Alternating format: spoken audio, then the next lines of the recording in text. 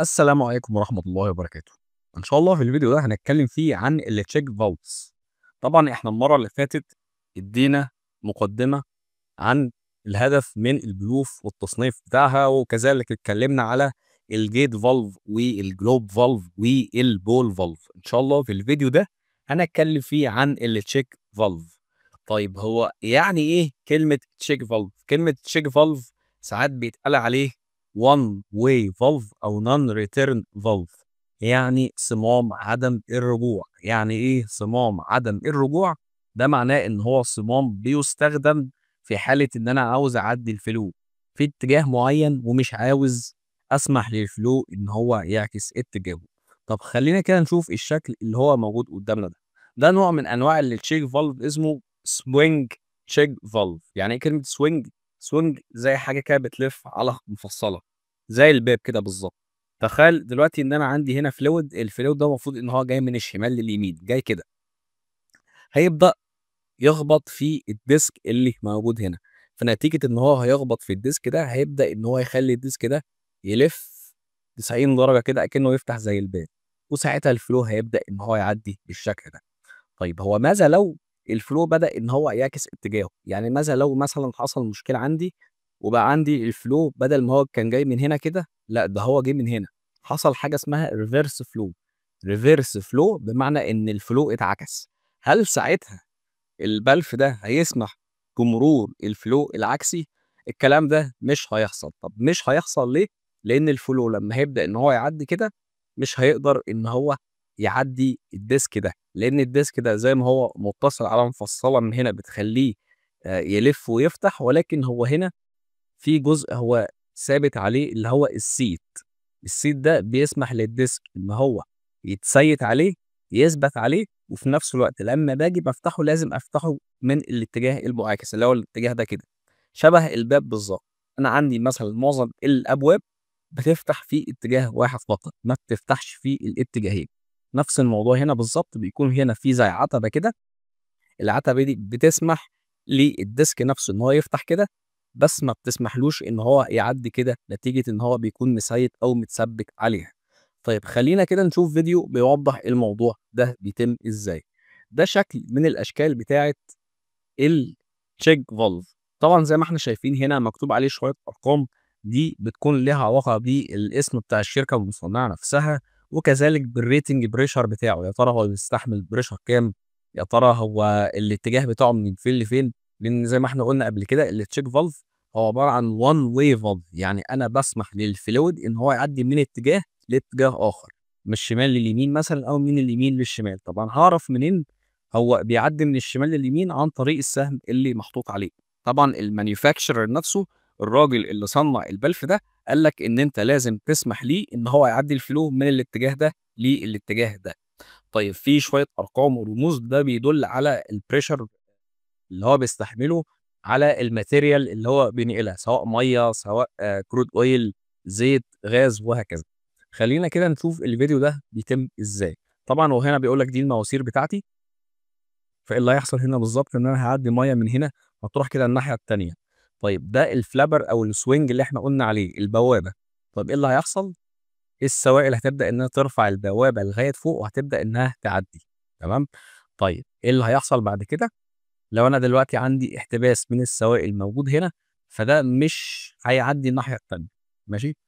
طيب هو هنا بيبدأ يتكلم على الcomponents اللي بتكوّن الcheck valve. طبعًا عندنا الseat نفسه، وعندنا الديسك. طب الديسك ده عبارة عن إيه؟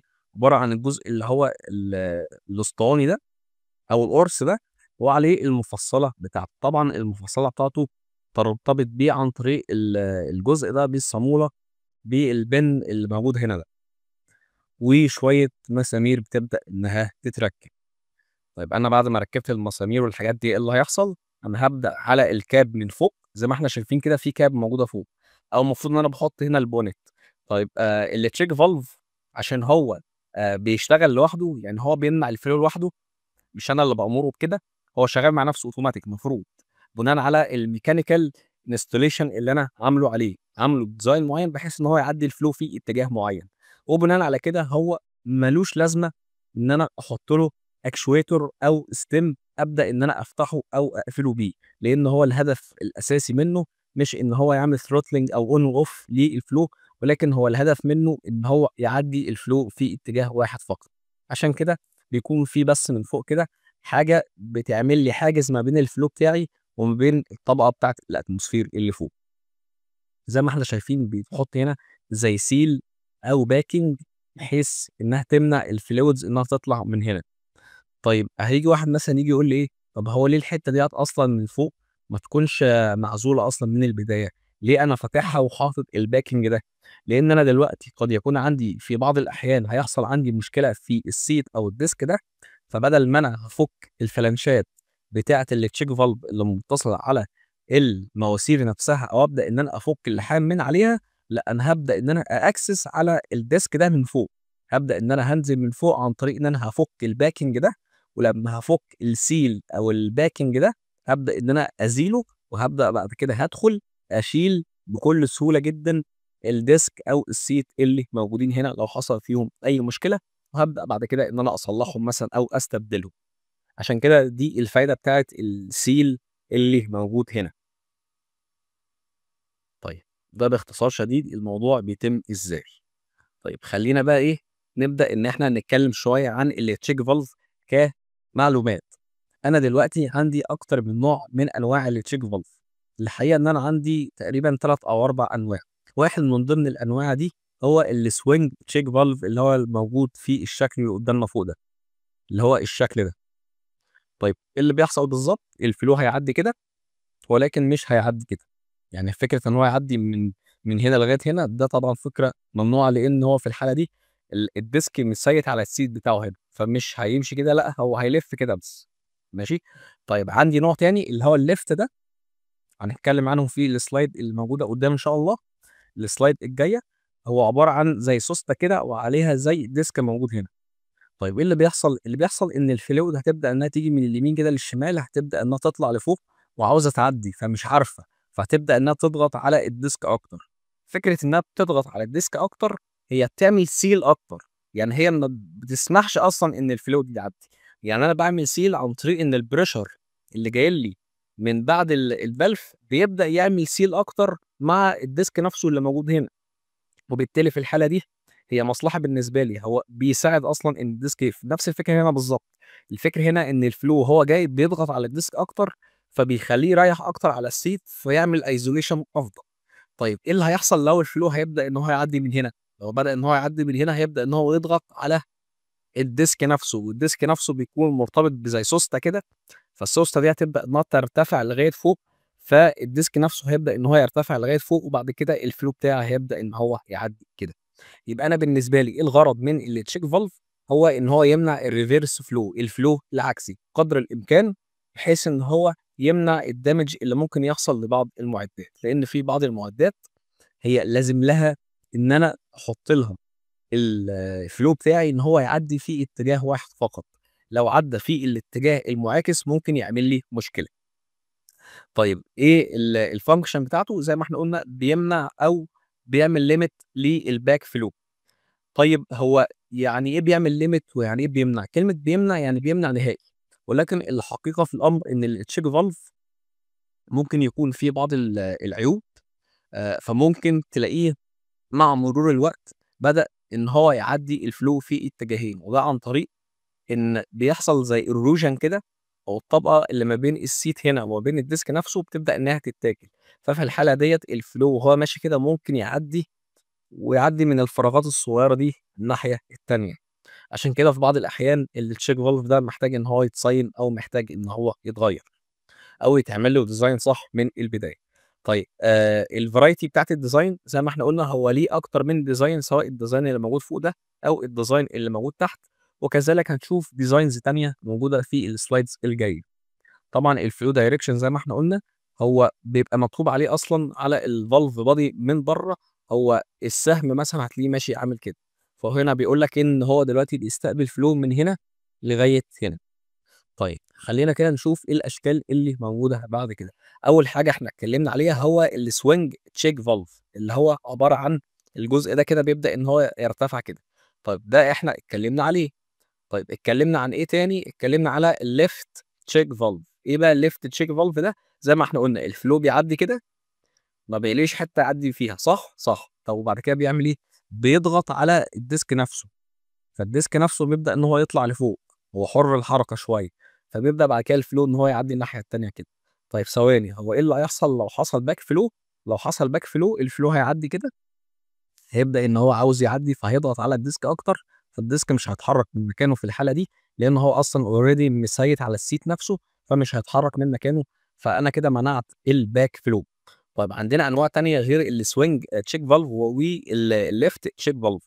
النوعين التانيين هُم الball check valve وحاجة اسمها الstop check valve. الball check valve هو نفس الفكرة بتاعة الleft check valve، بس بدل ما أنا عندي هنا ديسك مفلطح شوية كده تحت، لأ ده أنا عندي كورة. ماشي، الكورة ديّة بتبدأ إنها إيه، الفلو بيعدّي كده، لمّا الفلو بيبدأ إن هو يخبط في الكورة بيبدأ إن هو يرفعها لفوق، تطفو لغاية فوق كده، بعد كده الفلو بيبدأ إن هو يعدّي الناحية التانية. طب ماذا لو حصل back flow؟ لو حصل back flow الfluid هيبدأ إن هو يضغط على الكورة كده من جميع الاتجاهات، فساعتها في الحالة دي الفلو مش هيعرف إن هو يعدّي. طيب آخر نوع معانا هو الstop check valve. طيب إيه بقى هو الstop check valve ده؟ الstop check valve هو نفس فكرة الleft check valve ولكن عليه hand wheel من فوق. قال لها هي الhand wheel دي بتعمل إيه؟ الhand wheel ديّة طالما أنا ما استخدمتهاش فهو في الحالة دي بيُستخدم وكأنه left check valve زي اللي موجود فوق ده.